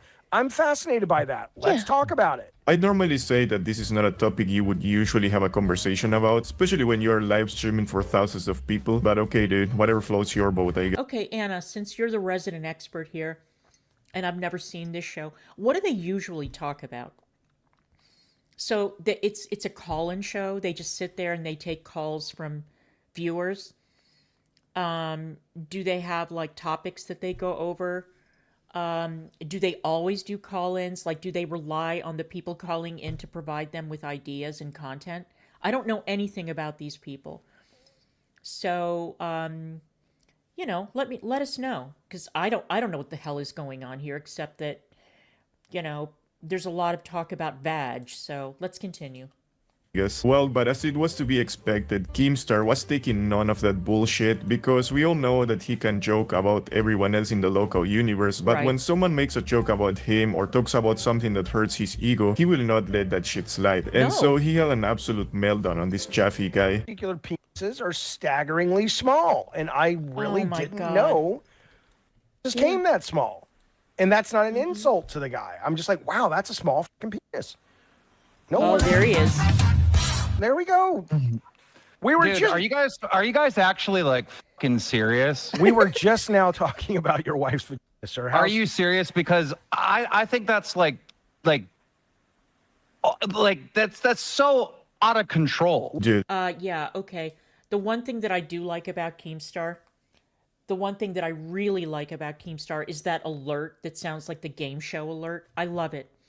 I love it. And if I ever incorporated a soundboard, which I never will, I can't stand soundboards, but if I ever did, that is the alert that I would use. But then everybody would drag me and say that I stole it from Keemstar. But I do like the alert. It's fun, and he uses it well. Let's continue. again, top 100 things I didn't think I was going to hear in 2025 while covering local live. We were just talking about your wife's, but sir, holy shit. And you could Beyonce. absolutely hear that Keemstar was fuming the second he came into that call. And well, after that, he really went off on the guys from Madhouse. Well, wait a minute. That's not. Do you think I'm just do you going to be okay with like? do you have the one of my context? shows over Of here saying all course. this shit? Well, here's the context. Oh, of course I'm going to be okay with it. Listen, no, I'm not okay with well, it. you don't know what you're not okay with because you clearly don't have the context. Somebody called All in. I know is you let some caller call into the show. Are you saying what he called and said is not accurate? He called and said that kid behind the camera at Groundhog Day at Fat Camp because he was upset that Savage got fired for showing her vagina. And I said she did not get fired for that. She got fired because Keem had seen a bunch of evidence to suggest people weren't safe, blah, blah, blah. Okay. And Savage, I gotta ask, okay? Savage, is this really the legacy that you want to leave behind on the internet? Is this really how you want to be remembered? Is hanging out with these losers, like, worth it to you? I mean, are they really paying Savage that much money that it's worth it for her to act like a shrieking banshee online and completely, you know, like throw her dignity out the window? I don't get it. I mean, is she really that desperate for attention? I don't, never mind. I just don't understand it. All right. And then he said, yes, but what about kid behind the camera on camera saying that Brantley, he had come back and seen her vagina? And I said, well, I don't really that's care. Literally not true. That's literally not true. And that's what we said. We would have to see it. And that's Like, what no. we is the guy? Who's the guy? I don't know, but he said he's going to give us a clip. You don't know the guy that called into your show, Jaffe? I have his number. Do I you can call really him not back. know? I have Do his you phone really number. not know the guy that called into your show? No, it's a phone. I don't know. I have his number. I can It's find a phone. Okay, so you mean to tell me that you're letting random fucking retards call into this show and spew shit about my fucking future wife?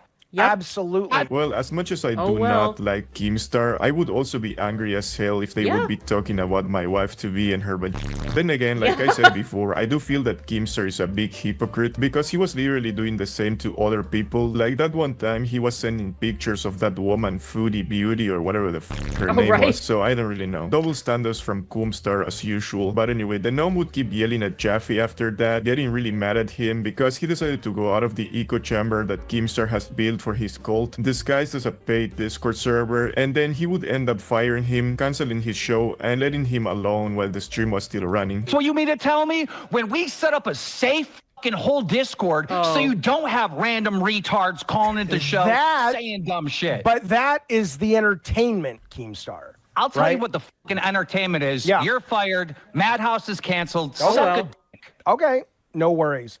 But here's what you do need to understand, though. This guy, Here's what you need to this guy understand. says, Bye. this guy says he has a clip, and yeah, so he doesn't, retard. So let's say you're dumb. But let's You're fucking dumb, let's Jaffe. say he does, though. Let's say he does. Okay, that was entertaining.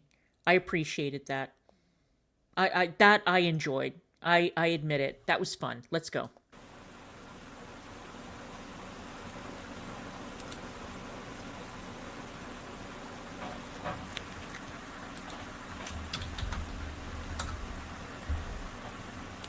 How embarrassing. And being able to hear Jaffe still live after he got kicked out of the server was kind of funny. Anyway, after that, Keemstar would go on LOLcow Live to talk about what happened. How am I in trouble? What am I doing wrong? Well, you're misrepresenting everything. I've put out multiple different posts and statements on our announcements, which you could refer to, but Okay, I'll refer to those then.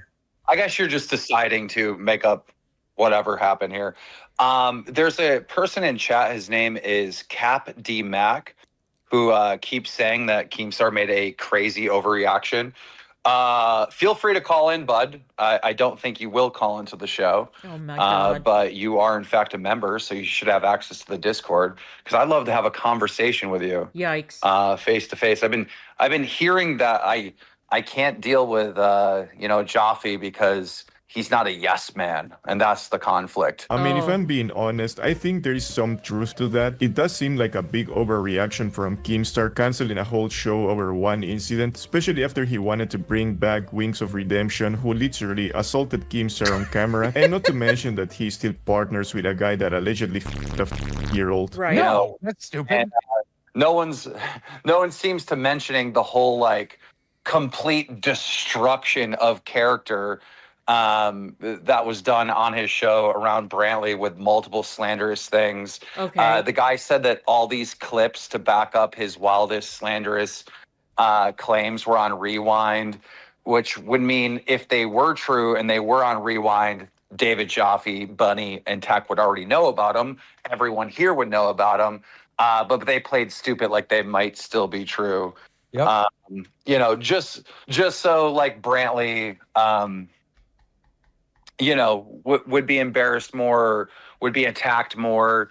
There was no pushback from the host when you watch it. I just call in, bud.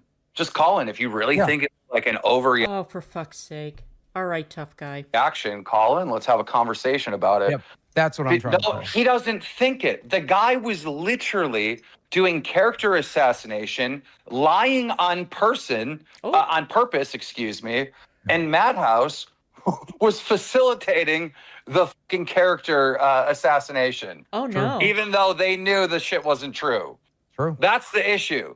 No one's thinking this. Okay, dude, now it just seems that he's straight up coping. How exactly saying that Brantley has a small but nice character assassination? That makes absolutely no sense. If anything, the fact that she still decides to be Keemstar's girlfriend after he got exposed for being a huge coomer when he's engaged to someone else, that's more of a character assassination in my humble opinion. I was absolutely furious about what took place on Madhouse. I wanted to calm down get to today where I'm not as mad and I can think clearly.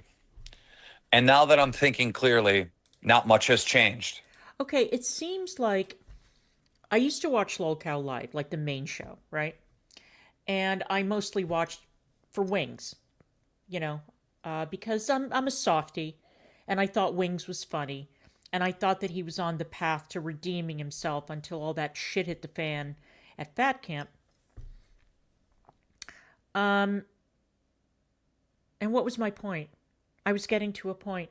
Oh, but it seems like the longer the show goes on, the more it like focuses on these squabbles. Like, it's almost like the show is like a staff meeting where everybody gets scolded and talked down to, and they're accused of being lazy and not pulling their weight. And it's like this is why I unsubscribed. Every single show came down to, well, you're not doing enough work. You're not doing this. It's like, I don't want to sit in your meetings. I want to be entertained. I want to see what's going on. And those women are just crazy. The women, LOLCOW queens or whatever, those bitches are insane. I cannot watch that shit. I can't. Listen, I'm all about trashy entertainment, okay? I used to watch Jerry Springer and Richard Bay in their heyday, right? And Morton Downey Jr. I love trash TV. But these bitches are like on another level. I can't listen to all that shrieking and carrying on. And then they've got all these other shows, and it's like, wow, okay. I do enjoy watching Billy the Fridge, though. I think he's very, very funny. Let's continue. Not much has changed at all. I cannot comprehend the amount of time and effort that has went into this Discord from myself, the other host, and most importantly, our moderators, to make sure we have a safe Discord. Everyone knows this to be true. We ban bad actors all the time. Okay. The reason why we need a safe community is for safety of all of our hosts. Well, that is actually funny because for what I've heard, their Discord server is a complete cesspool. And I mean, let's not forget that they made a whole episode talking about how one of their hosts was being harassed there to the point that she had a complete breakdown on stream. Okay, and I love the fact that this guy inserted the fact that the Discord is a complete cesspool. Why is it that every single fucking problem with content creators seems to involve a Discord server? I'm very, very choosy about which Discords I join. And I mean, I'm a member of 2, and that's it. And I can't even imagine trying to moderate a Keemstar Discord server. But it seems like it's like nonstop problems with these people. Nonstop. But yeah, the thing that with this girl was like a whole drama. So the way from what I'm hearing is that the same person calls you a whore over and over again, Not right? a whore. It's more than a whore, Keem. It is beyond that. Like, if it was a whore, I Okay. would give a fuck. If they were just calling me OnlyFans bitch, OnlyFans, I don't What are give a they fuck about saying? that. They're bringing up shit from my leaks. They're bringing up shit from when I was like 19. Oh my okay? God. It's just like, really, I'm not Okay, saying but it. Like, why would I aren't say you? it? That's fine. Okay, so why aren't you taking that to a moderator and be like, I look, did. every- I fucking took it to Rush every single time. Oh, Jesus. Like, you don't do anything, Keem. Rush has tried. Rush has tried. $19.99. It's one thing to be bullied. It's So another what to be did constantly Rush talk sexually to these harassed. people and told them to stop or ban them or kick them or anything? Crazy. Anyway, after that, Keemstar would keep crashing out and claiming that their Discord is the safest out there and that Jaffe was an idiot for taking random calls at Madhouse. But also, so when people call into these shows, we know. My favorite episode, well, there were 2. One was he had a bunch of married couples on, or couples, and the husband or the man would usually be really bossy and mean to the woman in the relationship. And the name of the episode was something like I'm a Dictator, and Richard Bay dressed up like Napoleon to host that show. It was great. And then he did another one, and it was like Queen of the Trailer Park, and he put like a trailer on the set, and there were chickens and like hay, and oh, it was great. Richard Bay is amazing. He's absolutely amazing. I loved that show. I thought it was hysterical. Let's continue. Know that those people are not going to, do something evil. Everybody knows that. The idea that this Discord and the call-in system that we've created to be safe was rerouted, good, Mindy, ignored, welcome, and an anonymous 1-800 number was created, so anonymous people can call into one of the Lolcow Live shows. Yeah, I cannot comprehend that. Really, that is just the stupidest thing I can think of. Yup. Anybody could call that anonymous number, say something racist, homophobic, something, right? To get Madhouse taken down. Bro, this guy is talking about it like if, I don't know, some of Hamas bikers' friends went and put a bomb somewhere at the local live headquarters. He's definitely overreacting now. Someone said that your girlfriend has a tight get over it, dude. To get Madhouse taken down, which then YouTube would say, okay, who are the main people on these shows? Okay, David Jaffe, Bunny, Tech Protect, and then they could potentially shut down their personal YouTube channels for ban. Okay, does this man not supervise his shows? Does this man not have any idea of what's happening on these shows? And now he wants to act brand new. Hey, Jen. Thank you, Jen. I appreciate the super chat. Thank you so much.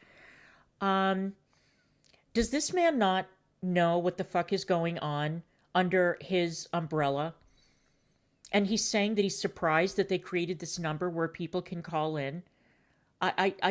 This whole outraged act and acting like brand new, like I said, it's so ridiculous. Nobody buys it.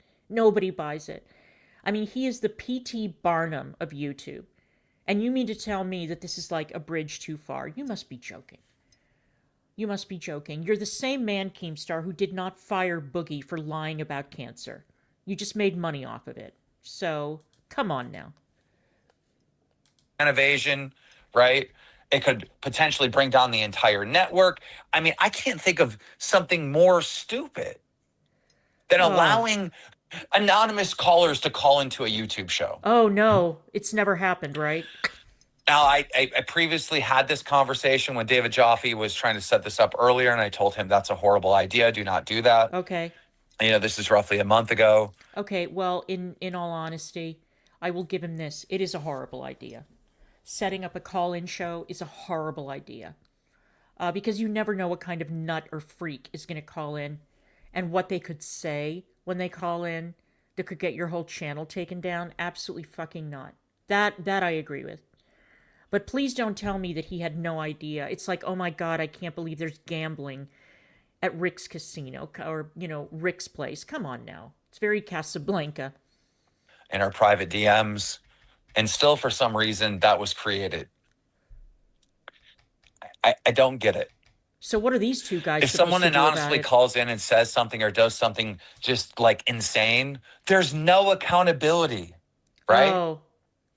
I wouldn't be anywhere near as mad and upset as I am. Wait a minute. So Keemstar is saying that there's accountability on these shows?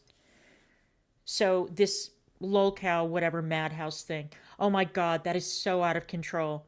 And so all the other shows are on the up and up. You must be fucking joking, dude. You think we can't see the garbage content that you're uploading to YouTube? You must be kidding. Let's continue. If this was a person in our Discord that people knew, that had a username, that people could identify with, that made this wild claim. Because then we would all know that that person is a piece of shit. We would all know that that person is wrong. They would have to face the music. There is no one to face the music for this other than Madhouse. And what exactly does he mean by facing the music? Getting banned from their Discord server? Or is he implying that the rumors that people that are part of that server can get doxxed at any point in time because some of their mods are able to see private information and DMs of people that are part of that hellhole? That was actually a very interesting Freudian slip by the Lord of Coom. Once that call came in, I am shocked that David Jaffe, all right, would not have the sense to immediately be like, this cannot be true. I mean, if this was true, everyone would know this. This would be a thing that people talk about. There's no way that these things could be true. Remember, the caller called in and said that Brantley was showing her goods to Mike. David must have known that this couldn't be true. Because if it was, he would... Why? Why would he know it wasn't true? Why would he know that? It seems like a lot of the women at that bat camp were flashing, you know, kid behind a camera. So, but Brantley wasn't, and oh my God, I am just like, I love this guy's channel. I really do, because I don't have the patience to sit through these stupid shows. But I am just LOLing at Keemstar and how incredibly triggered he is. This is amazing. Already known about it. I mean, if that was true, it would be outside of the LCU. It would be on Twitter. It would be on. It would be everywhere. Keemstar's girlfriend is cheating on him. That's true. He had to have known that wasn't true. And instead of really combating the caller and making him prove, you know, what they were saying, it was more like they were entertaining it. Let's have a conversation about Brantley, you know, having a small, just disgusting stuff. And, oh, Keemstar must have a small... I mean, so now we have a 10-minute conversation of a character assassination on Brantley, who didn't deserve any of that. Yep. Which then led into a character assassination of me. It's just... I cannot comprehend... A character assassination because he said that you've got a small dick? I mean, are you kidding? This is amazing. You would think that somebody called in like a terror threat on that show. And that, you know, the feds were coming, that Homeland Security was alerted and they were all coming in, you know, guns blazing. No, he talked about the size of your D and Brantley's P. That's what he did. Oh my God. Unbelievable. Let's go. How this happened. How this was allowed. Bro, why does he keep blabbing about a character assassination? First of all, there is no character to assassinate either on his girlfriend because she's a nobody. I mean, the only thing she's known for is for being with Coom. And well, what to say about the gnome? Is there really a character to assassinate in his case? I think he has single-handedly taken care of that on his own after making the full transition into becoming a lol cow for the past 3 years. You know, I've seen some criticism that like somehow, you know, Keemstar is a little bitch and he can't take the heat No, you can't. It's just straight up lies. Oh my God. And there was no pushback. You know, I tried to bring up the point before. If like somebody called into my show and was trying to say that David Jaffe was a pedophile, I'd say based on what? you know, based on what? You know, and if they said, oh, well, it was on Rewind, he admitted that, you know, 2 months ago that, you know, he likes or something like that. This anonymous caller called in and made false allegations, which you can prove are false. When he... False allegations. False allegations. Nobody's on trial here, okay? Everybody calm the fuck down. Who was saying, oh, there's a clip at Glammy's wedding where Mike was talking about, you know, seeing Brantley's goods. No, Mike was talking about Bridget. Anyone could go and see the clip. I've sent the clip to Madhouse. Anybody can see it. Yeah, so I actually went and checked, and Keemstar was right. The guy that called in at Madhouse either heard wrong, remembered wrong, or just wanted to throw dirt on Coom and his girlfriend. Absolutely. He is still... And Roxy seems to be... He's still dragging around Roxy. By Savage, you know that? Savage, you should know Bridget's like just one slit. Wow. So nice. That's how they're built, right? God So damn am I it. saying too much? It's supposed to be? No, there's some people that like roast beef. Have like multiple. Hers is just one slit. Anyway, after Oh my god, that is so disgusting. And the fact that it came from that motherfucker makes it 100 times worse. Really? But then again, this is what you get when you associate with that, obese creep. Ugh. Ugh. that Coomster would talk about the claim the guy made of Brantley wanting to shoot a corn video allegedly. It was literally character assassination, slander, defamation. Oh, no. It wasn't true. When he went on to say on the Groundhog stream, Brantley was, trying to say that she wanted to be a star or whatever, but Keem won't let her do it. No. Brantley said that she wanted to make a sex tape for us. Okay. Me and her, our own personal little tapes that we can watch. Why are you talking about this on the internet? Why?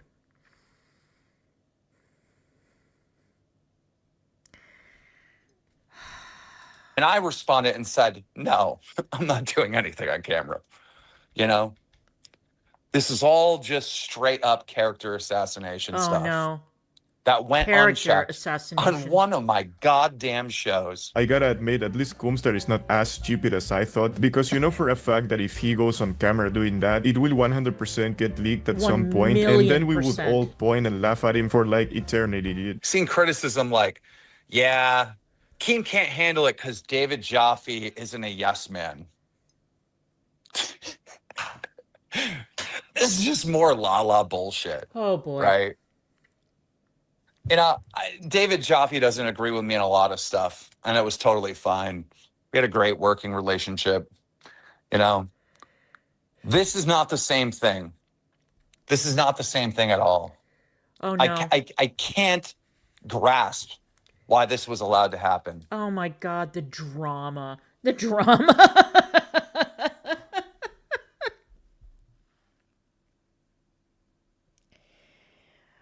Well, what do you expect? I mean, this is no shade towards that David Jaffe guy. Anna said that he's a very accomplished video game creator, I guess. But I think that when you create a certain atmosphere on your channel and you have these shows and they're all garbage, I think that he was just rolling along with the rest of the gang, if you know what I mean. Wow, okay. Okay, and this is why you don't do call-in shows on YouTube. They're a very bad idea. Brantley was sexually harassed. Oh.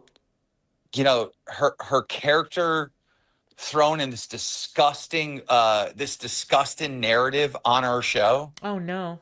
And it was entertained by Jaffe. It was entertained by Madhouse.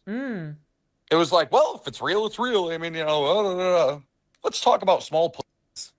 I mean, these guys are sitting there like big fat Easter Island statues. What the fuck are they supposed to say? Seriously, what exactly is the point of this segment? Except for the fact that Keemstar is triggered and these two idiots are sitting there with absolutely nothing to contribute. But okay, if this is the show, it's the show, right? Again, the show is turned into just a review of their staff meetings and their squabbles. And how this one isn't doing this and this one isn't doing that. That's why I left. I was like, fuck this. Maybe Keemstar has a little wiener, Do you think we can really look at this situation and say, oh, yeah, Keem couldn't deal with Jaffe because he isn't a yes man? Or maybe we can just... talk about what truly transpired. Oh my God. The sexual harassment and the fucking character assassination of Brantley for no reason. Oh, bro, come on, really? I mean, while technically gossiping or talking about somebody else's private parts does technically fall under sexual harassment, aren't you going a little bit too far, Coomstar? I mean, I've seen you do way worse not more than a couple of weeks ago. And sorry, but listening to Coomstar fake cry at the end was like fucking hilarious, dude. Anyway, so after that, Keemstar would keep confirmation that David Jaffe and the others will no longer be part of the LCU and that Madhouse will be cancelled. Oh, well. I don't know. Bro, would I you don't know. would you put fucking Toby on Madhouse? Because I feel like that. He seemed pretty. Could you put Toby on the main show and fire us? Off. And who the fuck is that guy? The guy with the blonde hair with the really bad dye job? Who is that guy? I know that they brought him in to replace Wings, but I don't know anything about him. I've never seen him in my life. Is he any good? Because, you know, without Wings, I'm not watching this shit. Trust me. But I don't know anything about him. Well, Stop trying to fire me. Madhouse will be like rebrand it into a new brand, Okay. right? But I've given them permission to use the name Madhouse and all that. Well, my cool. blessing, you know. Cool. Yeah. And so there's still going to be Madhouse somewhere else, and then that channel will be rebranded. Got it.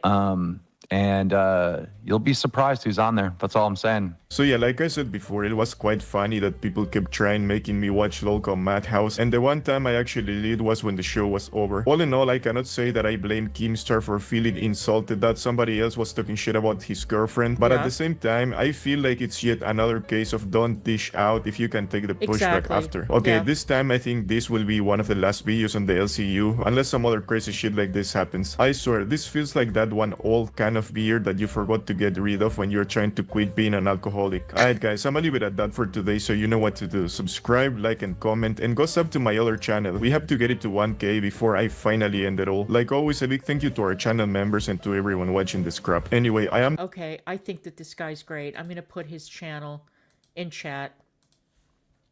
There it is. He does really, really funny content on Keemstar and LOLCal Live and, you know, all the other shows. It's hysterical. I appreciate his recaps because I'll be goddamned if I'm going to sit through those shows. So anyway, we've been here for almost 2 hours, and I appreciate all of you being here. And thank you, Gen Talks Books, for buying memberships, and thank you, everybody, for being here.